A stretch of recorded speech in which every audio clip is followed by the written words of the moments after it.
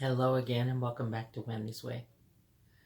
We are continuing our journey in faith in our Gems from Grace and Glory series, a daily devotional offered by my friend Marilyn Lee. I do apologize today. I have a lemon drop in my mouth. I've been reading for a little while and my voice is starting to get scratchy. Probably stop after this one. Start again later. In this Grace and Glory series, I have been reading from a continuing devotional that Marilyn wrote on Psalm 119.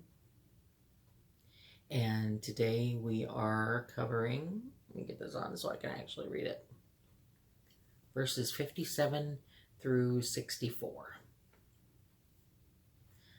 And I believe it's from the English Standard Version. I don't see any other quoted, so I believe that's the one.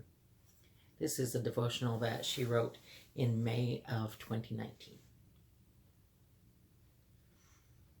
The Lord is my portion. I promise to keep your words. I entreat your favor with all my heart. Be gracious to me according to your promise. When I think on my ways, I turn my feet to your testimonies. I hasten and do not delay to keep your commandments. Though the cords of the wicked ensnare me, I do not forget your law.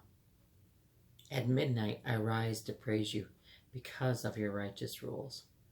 I am a companion to all who fear you, of those who keep your precepts. The earth, O Lord, is full of your steadfast love. Teach me your statutes.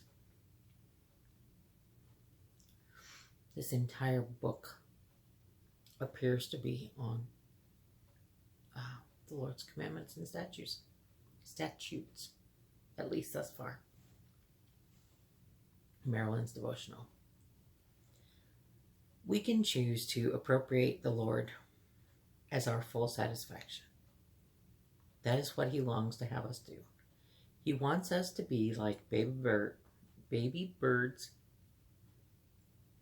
with our mouths open wide to let him fill them. Psalm 81:10, open your mouth wide and I will fill it.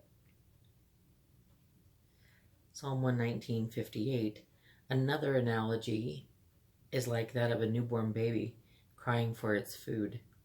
It does not stop crying until it has been filled, and the crying becomes more and more demanding until it is fed.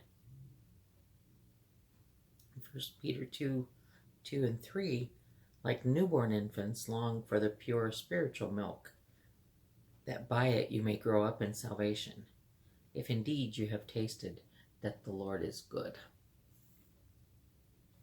In verses 59 and 60, every morning or every night we need to think on our ways for the past day.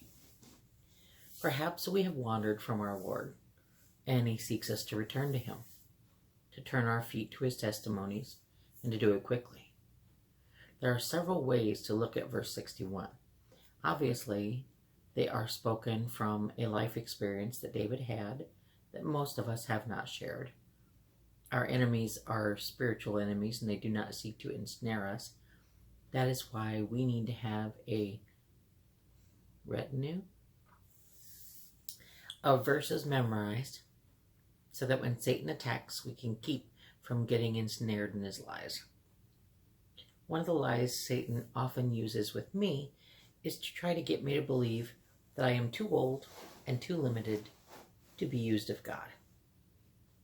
I might as well just watch TV or read worthless books just to pass the time away.